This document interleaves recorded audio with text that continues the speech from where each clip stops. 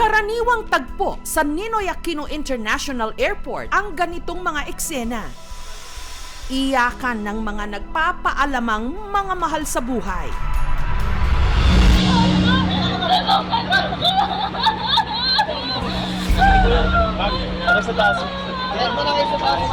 Pero ang iyak na umatungal sa departure area ng NAIA Terminal 1 nito lang Miyerkules.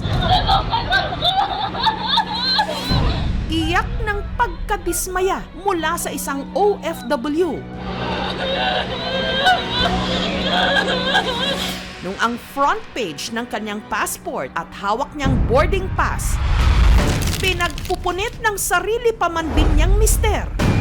Ang kanyang cellphone, sinira rin nito.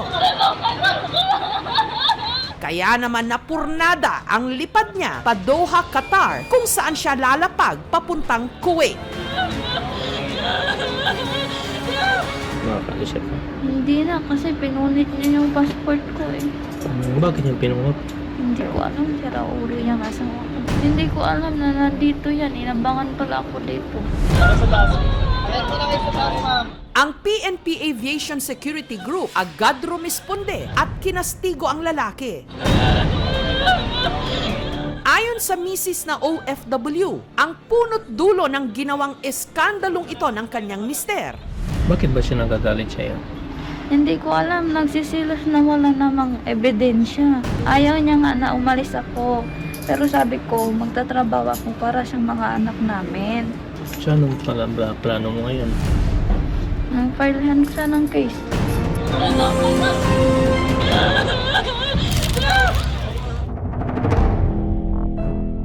Taga-Capiz sa Visayas ang mag-asawang Alfred, hindi niya tunay na pangalan. At ang kanyang misis na tawagin na lang natin si Abby. Dahil hirap sa buhay, taong 2016, nagpa siya si Abby na mamasukan bilang domestic helper sa Kuwait. Ang tatlo nilang mga anak na iwan sa poder ng ate Nora ni Abby. Hindi rin ito tunay na pangalan. Nag-asawa siya ng maga. Ayaw po namin kasi minor de edad pa po siya noon. Inayagan na lang po namin kasi gusto namin maging masaya rin siya. Wala raw trabaho si Alfred, kaya napilitan si Abby na mag-abroad kahit pa nagdadalang tao na siya noon sa kanilang bunso. Ang sakripisyo at paghihirap ni Abby sa ibang bansa, mas bumigat daw nung nabalitaan niyang nilulustay lang dumano ng kanyang mister ang kanyang mga padala. Siya pong nagwawaldas ng pera ng kapatid ko. Tapos pag may pera po siya, nagiinom. Parang hindi na nga niya iniintindi yung mga anak niya.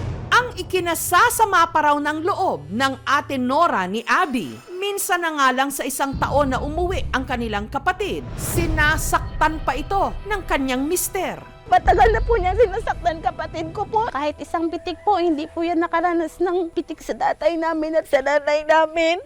Bakit hindi ka nagsusumbong? Yung sabi niya ayaw namin masira daw yung pamilya niya, aayusin daw niya, baka daw magbabago din. Pagkatapos niya pong pagbuhatan ng kamay, magsusori agad. Pinapatawa din po, naaawa, nasasaktan. Kasi yung kapatid namin minamahal ng amo. Pero pag uwi dito, yung asawa naman ang nagbubugbog. Dito sa bahay niya, parang impyerno din. Nitong Disyembre, umuwi ng Pilipinas si Abby para magbakasyon. At sa bisperas ng bagong taon, nagkayayaang uminom ang mag-asawa kasama ang mga kaibigan ni Alfred. Nung di umano, bigla na lang nag-iba ang timpla ni Alfred. Paulit-ulit niya pong sinasabi may lalaki ang kapatid ko. Nagsimula na daw magsisalo-selo sa kaibigan niya. Hindi naman daw kabit ng kapatid ko yun eh. Kaibigan niya yun. Nanlalaki ka? Pagkatapos noon, nangyari ang pananakit ni Alfred sa kanyang misis. May mga pasa-pasa po ang kapatid ko. Pinagsisend po ng kapatid ko sa akin tapos nirescue po namin. Matapos ang insidente mula Capiz, lumuwas si Alfred ng Batangas para magtrabaho habang patuloy na sinusuyo nito ang kanyang misis. Pero si Abby, hindi sinasagot ang kanyang mister. Pursigido na raw kasing hiwalayan na niya ito. Kaya si Alfred nag-abang sa airport para doon cornerin at kausapin si Abby. Pero ang kanilang usapan nauwi sa kaguluhan nung si Alfred bigla na lang daw hinablot ang passport at boarding pass ni Abby. At saka niya ang mga ito pinagpupunit.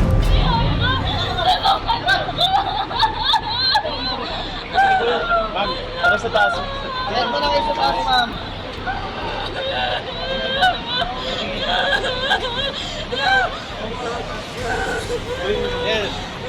ka na lang sa kanila, madam. Sinira rin daw nito ang cellphone ng kanyang misis. Parang madudurog po ang puso ko noon nung hinatid ko po siya sa airport. Ang ganda ng pag-alis niya, ang ganda ng pagyakap niya sa amin ng anak niya. Tapos pagdating po dun, kalbaryo din po palang madadatnan niya dun. Masakit po, ma'am. Umiyak po ako kasi wala po kaming magawa. Nasa Manila na po yun eh. Yung hindi namin siya madamayan po. Iyak na iyak po siya. Parang shock po ako. All immigration offices, they would require an intact passport. Kung may damage yung passport mo, especially yung sa data page, invalid na po yung pasaporte natin. Hindi ka po papayagang makalipad. Si Abby, pansamantala ngayong nakikituloy sa kanyang pinsan, tumanggi siyang magbigay ng interview. Habang si Alfred agad idinitine sa Mobile Patrol Security Unit ng PNP Aviation Security Group sa NAIA. Nahaharap siya sa patong-patong na mga reklamo, kabilang na ang paglabag sa Anti-Violence Against Women and Children Act. Psychological abuse kasi parang doon lumalabas kasi na-deprive niya yung kanyang karapatan na bumiyahe. Makikita mo na talagang nasaktan yung misis niya, hindi man physically but emotionally. Posible rin siyang managot sa kasong Philippine Passport Act dahil sa pagsira niya sa passport ni Abby. Kung napatunayan na may intensyon kang talagang sirain na nakasira ng isang pasaporte, ang penalty po nito, 60,000 pesos minimum to 150,000. May kaakibat din yun na pagkakakulong, minimum na 6 years, maximum 15 years. Si Alfred nagpaunlak ng panayam. Ayon sa kanya, hindi raw niya nagustuhan ang kilos ng kanyang misis nung gabi ng inuman sa kanilang bahay. Umupo ko kasi sa katabi ng kaibigan ko, ginano yung kamay niya. Tapos gumano na sa lalaki. Yun ang sinigawan ko siya na hindi niya na alam ginagawa niya. Sobrang kalasigan. Kung di ko sinigawan, may mangyari talaga. Sariling bahay ko. Nagselos kasi ako eh. Tapos to, nasampal ko sa manang loob ko, nakablock ako eh. Para ako patay na wala akong komunikasyon sa kanya. Walang kausap man lang. Hindi man lang ako pinagbigyan. Sinabi pa doon yan, hindi ko daw siya asawa. Eh, kasal kami. Bakit gano'n siya pinagtatagi niya? Tinig na kasi sa passport, single yung dinadala niya. Nung masakit na kasi sa akin, narinig ko sa lugar nila. Binugbog ko raw eh. Hindi ko naman yung ginagawa. Sabihin mo na bagapon na tatapiran niya, winawan na siya. Ang laki-laki ng bahay na pinatayo ko sa buhay ko, hindi ako nagbababae. Gusto ko makasama muna siya bago umalis ulit. Ayaw sa akin magkausap. Kaya isipan ko punitin, ma'am, para hindi makaalis. Nabigla ako kasi ako si ma'am. Hindi lang siya nanakit. Wala siya ng problema. Ayaw ko na nga tumira doon kasi binabubog niya ako. Antayin ko, papatayin pa niya ako. Tapos pinagkakalat nila doon na may lalaki daw ako eh. Wala naman. Paano pa ako makagawa ng panlalaki eh? Kulang na nga ako sa trabaho ko sa ibang bansa. Tapos isyuhan pa nila ako ng ganyan. Kahit buntis ako doon sa ibang bansa, nagtrabaho ako. Tinutulungan ko siya para sa mga anak namin. Ako na nga yung binugbog, ako pa yung masama.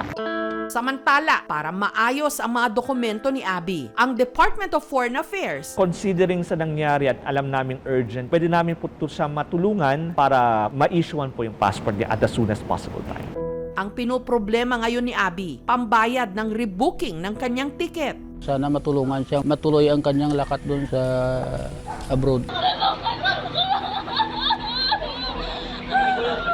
Malaking trauma yan. Kahit sino, ang kababaihan ay may karapatan magtrabaho. Pantay-pantay ang babae at lalaki. Hindi nakabata yung buhay natin sa asawa natin.